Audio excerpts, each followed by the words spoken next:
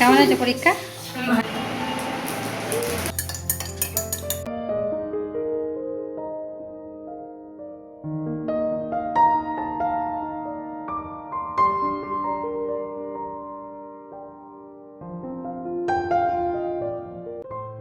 নমস্কার বন্ধুরা, আশা করি তোমরা সবাই খুব ভালো আছো। আমিও খুব ভালো আছি। সম্পাস লাইফস্টাইলের আরো একটা নতুন ভিডিওতে তোমাদের সবাইকে স্বাগত। এখন ঘড়ির কাঁটায় বাজে ওই 8টা। বাবিকে নিয়ে যাচ্ছি স্কুলে। ওকে আগে স্কুলে দিয়ে এসে তারপরে অন্যান্য কাজ শুরু করব। আজকে তোমাদের দাদা ভাই একটু দেরিতে বেরোবে, তাই রান্না বান্না এখনো পর্যন্ত কিছুই করিনি। বাবিকে স্কুলে দিয়ে এসে তারপরে এই যে আরম্ভ করেছি। আজকে রান্না করব আমার খুব প্রিয় দুটো খাবার। প্রথমেই এই যে এখানে বসিয়ে নিয়েছি আলু পোস্ত, আর আলু পোস্তর সঙ্গে খাওয়ার জন্য এখানে এই যে একটু মসুর ডাল সেদ্ধ করতে দিয়েছি। আসলে মসুর ডাল আর এখানে কাঁচা আম দিয়ে করব একটু টক ডাল, আর একটা বেগুন ভাজবো। এই হলো আজকের মেনু। এবছরে গ্রীষ্মকালে এখনো পর্যন্ত বাড়িতে আম দিয়ে টক ডাল একদিনও খাওয়া হয়নি, আজকেই প্রথম। আর গরমকালে না টক ডাল দিয়ে ভাত খেতে আমার না ভীষণ ভালো লাগে। প্রত্যেক দিনও যদি খাওয়া যায় তাতেও আমার কিন্তু খুব একটা অরুচি আসে না। আর আমার মনে হয় গরমকালে টক ডালটা খাওয়াটাও ভালো শরীরের পক্ষে। তো ডালটা তো আগে সিদ্ধ করেই রেখেছি, আগে পোস্তটা বসিয়ে দিই, তারপরে টক ডালটা করব। আর আলু পোস্ত দিয়ে টক ডাল বা আলু পটলের তরকারি দিয়ে টক ডাল খেতে কিন্তু ভীষণ ভালো লাগে। প্রথমে ভেবেছিলাম আলু পটলের তরকারি করব, তবে পটলটা আবার ভাই খুব একটা খেতে চায় না।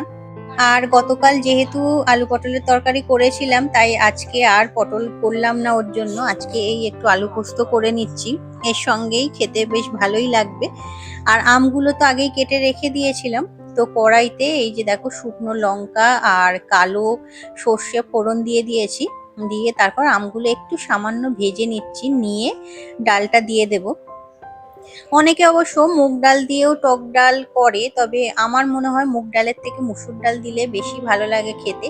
আর আমি না এর মধ্যে নুনের সঙ্গে একটু পরিমাণে বেশি একটু চিনিও দিই, তাহলে বেশ মিষ্টি মিষ্টি টক টক বেশ ভালো লাগে খেতে। তো রান্না তো ওদিকে হচ্ছে, তার আগে এখানে এসে এই যে ডাইনিং টেবিলটা মুছে নিলাম। এটা তো তোমরা জানোই, সকালের দিকে খাবার দাবার রাখার আগে একবার টেবিলটা ভালো করে মুছে পরিষ্কার করে নিই, তারপরে আবার দুপুরে সবার খাওয়া শেষ হওয়ার পর একবার মুছে নিই। তো রান্না দিয়ে কমপ্লিট। এখানে এই যে একটু নোটে শাক ছিল সেটা ভেজেছি, বেগুন ভেজেছি তার সঙ্গে। এখানে এই যে আলু পোস্ত, আর এখানে হচ্ছে কাঁচা আম দিয়ে টক ডাল। ডালটা কিন্তু দেখতে খুব সুন্দর হয়েছে, খেতেও খুব ভালো হয়েছিল। তো চলো আপাতত রান্না বান্না সব তো কমপ্লিট, এগুলো টেবিলে সব রেখে দিয়ে তারপরে রান্নাঘরটা পরিষ্কার করে নেব। আজকে না রান্না বান্না করতে খুব একটা বেশি সময় লাগেনি, যেহেতু সবকিছু রেডি তো করাই থাকে, আর তার সঙ্গে আলু পোস্ত ডাল এগুলো খুব একটা সময় লাগে না। বাবানের আবার আজকে পরীক্ষা আছে, ও এক্ষুনি খেয়ে বেরোবে, তো ভাবলাম রান্নাঘরটা আগে পরিষ্কার করে নিয়ে তারপর ওর খাবারটা বেড়ে দেবো। আর রান্না করার পর রান্নাঘরটা প্রত্যেকদিন না একটু করে পরিষ্কার করে রাখলে খুব একটা ডিপ ক্লিন করার প্রয়োজন পড়ে না। আমি কিন্তু রান্নাঘর ডিপ ক্লিন খুব একটা ঘন ঘন করি না, বেশ কয়েক মাস অন্তর করি। পরিষ্কারই থাকে, খুব একটা নোংরা যে হয় তা না। তো আমার আগের দিনের ভিডিওতে আমি আমার চৈত্র সেলের কি কি কেনাকাটা করেছিলাম সেগুলো তোমাদের সঙ্গে শেয়ার করেছিলাম। আর তোমরা কিন্তু অনেকেই সুন্দর সুন্দর কমেন্ট করেছো এবং সবাই বলেছো কেনাকাটা খুব সুন্দর হয়েছে, তার জন্য অনেক ধন্যবাদ। তো মায়া ভরা সংসার এই আইডি থেকে তুমি কমেন্ট করেছিলে, কেমন আছেন দিদি, অনেক ভালো লাগলো, নতুন বছরের পরিস্থিতি অনেক কিছুই কেনাকাটা করেছেন, কিউট বাবাটা অনেক আনন্দ করতেছিল, অনেক ভালো লাগলো। অনেক ধন্যবাদ, তুমি এইভাবেই পাশে থেকো। অর্পিতাস লাইফস্টাইল থেকে অর্পিতা তুমি কমেন্ট করেছিলে পয়লা বৈশাখের কেনাকাটা খুব সুন্দর হয়েছে, বেড কভার গুলো খুব ভালো হয়েছে, সব মিলিয়ে ব্লগটা খুব ভালো লাগলো শম্পা, খুব ভালো থেকো। অনেক ধন্যবাদ অর্পিতা, তুমিও খুব ভালো থেকো। এছাড়া শ্রীকান্তের হেসেল এই আইডি থেকে দিদিভাই তুমি কমেন্ট করেছিলে, তোমার ভিডিও দেখলাম খুব ভালো লাগলো, আগে আমিও হাতিবাগান থেকে অনেক মার্কেটিং করেছি, এখন আর যাওয়া হয় না, তাই তোমার ভিডিও দেখে পুরোনো দিনের অনেক কথা মনে পড়ে গেল। অনেক ধন্যবাদ দিদি ভাই, তোমরা এইভাবেই পাশে থেকো। এছাড়াও তোমরা অনেকেই অনেক সুন্দর সুন্দর কমেন্ট করেছিলে, সকলকেই অনেক ধন্যবাদ। তোমরা সকলে এইভাবেই আমার পাশে একটু দাঁড়িয়েও আমাকে একটু সাপোর্ট করো, যাতে আমি আস্তে আস্তে একটু সামনের দিকে এগিয়ে যেতে পারি। আর এখন এই যে বাবান রেডি হয়ে গেছে, ওকে চুলটা বেঁধে দিচ্ছি, তারপরে যাব ওকে বাসে তুলে দিয়ে আসবো। আর বাবানকে বাসে তুলে দিয়ে এসে তারপরে বাড়িতে অনেক খবরের কাগজ জমেছিল, তো সেগুলো এই যে সামনেই একটা দোকান আছে আমাদের, তো সেখানে দিয়ে এলাম একবারে। অনেক দিন ধরেই ঘরের মধ্যে জমেছিল, তো যাওয়ার হচ্ছিল না, তো ফাইনালি আজকে দিয়ে এলাম। কারণ এখন না বাড়িতে বাবা নেই, আর বাবি তো স্কুলে, বাবানও বেরিয়ে গেছে, তো বাড়ি একেবারে ফাঁকা। বাবা আসলে গেছে একটু ওই বাগবাজারের দিকে, তো বাগবাজারে সারদা মায়ের বাড়ি যাবে, তারপরে ওখান থেকে নাকি একটু হাতিবাগানে যাবে। তো বাড়িতে আপাতত কেউ নেই, তাই ভাবলাম খবরের কাগজগুলো দিয়ে আসি। আর দিয়ে আসার সময় এই যে ফ্লিপকার্ট থেকে এই একটা পার্সেল এসেছে। তো ভাগ্যিস রাস্তাতেই দেখা হয়ে গিয়েছিল, কারণ বাড়িতে তো তালা দেয়া ছিল, না হলে রিটার্ন চলে যেত। আর এইগুলো না, এই যে টবের নিচে রাখার জন্য 6টা স্ট্যান্ড অর্ডার দিয়েছিলাম। এগুলো মেঝের ওপর রাখলে না, গাছে জল দিলে সেই জলটা মেঝেতে পড়ছে, বা ঘর মোছা ঝাড় দেওয়ার সময় না একটু অসুবিধা হচ্ছে। তো তাই ভাবলাম স্ট্যান্ডগুলোর উপরে রাখলে স্ট্যান্ডের নিচে দিয়ে পরিষ্কার করে নেওয়া যাবে জায়গাটা। তো উপরের ঘরে দুটো যে গাছ দেখলে, ওই দুটো গাছের জন্য দুটো ওখানে রেখেছি।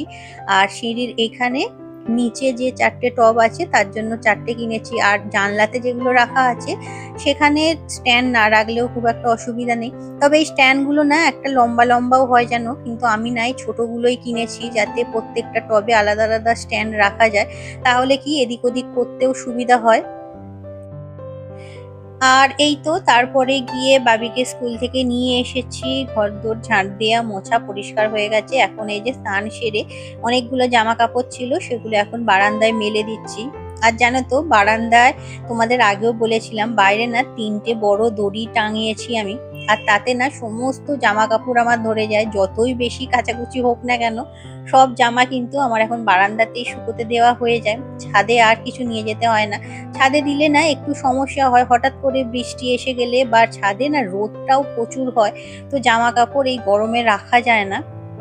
তো তাই বারান্দাতেই যেহেতু দড়িগুলো খাটিয়েছি, সব জামা কাপড় এখন ওখানেই শুকিয়ে যাচ্ছে। তো এদিকে এসে দেখলাম বাবান স্কুল থেকে এসে গেছে, আর ওর মুখটা একবার দেখো, পরীক্ষা দিয়ে এসেছে, পরীক্ষা ভালো হয়েছে বলে এই হাসিটা কিন্তু নয়। ওর হাসিটা হচ্ছে এই যে হাতে এই ব্যাগটার জন্য। এই ব্যাগে আসলে বাবা ওই যে বললাম হাতিবাগান গিয়েছে, তো সেখান থেকে নাতি নাতনি দুজনের জন্যই পয়লা বৈশাখের জামা এনেছে। আর এই নতুন জামা পেয়েই দুই ভাই বোনের এত আনন্দ। বাবিকেও দেখো আর তার দিদিকেও দেখো, বাবি দেখেছো জামাটা একবার নিজের গায়ে দিচ্ছে, একবার দিদির গায়ে দিচ্ছে, মানে কি করবে আনন্দে ভেবে পাচ্ছে না। আর বাবানের জন্য একটা জামা এনেছে, দুটোই কেসিদাস থেকেই এনেছে। আমরা ওই যে বললাম বাচ্চাদের জামাগুলো সাধারণত কেসিদাস থেকেই কেনা হয়। অন্যান্য বারে আমরা যখন যাই কেনাকাটা করতে, তো বাবা তখনই টাকা দিয়ে দেয় ওদের জন্য আনার জন্য। তবে এবারে আর দেয়নি। আর এবারে ওই যে বাগবাজার যেহেতু গিয়েছিল, তো ওখান থেকে একেবারে হাতিবাগান গিয়ে কেনাকাটা করে এনেছে। বাবা আসলে নিজে পছন্দ করে জামা কাপড় আনতেই বেশি ভালোবাসে। তবে এখন ওই যে যেহেতু বয়সটা হচ্ছে, তো তাই আর অত দূরে গিয়ে জামা কাপড় কিনতে যেতে পারে না, তো তোমাদের দাদাভাইকেই টাকা দিয়ে দেয়। তো তারপর এই যে বাবানের জন্য একটু শরবত তৈরি করে দিচ্ছি। তো আজকের ভিডিওটা আমি এখানেই শেষ করলাম। আশা করি তোমাদের ভালো লেগেছে। ভালো লাগলে একটা লাইক করে চ্যানেলটা সাবস্ক্রাইব করে রেখো। টাটা।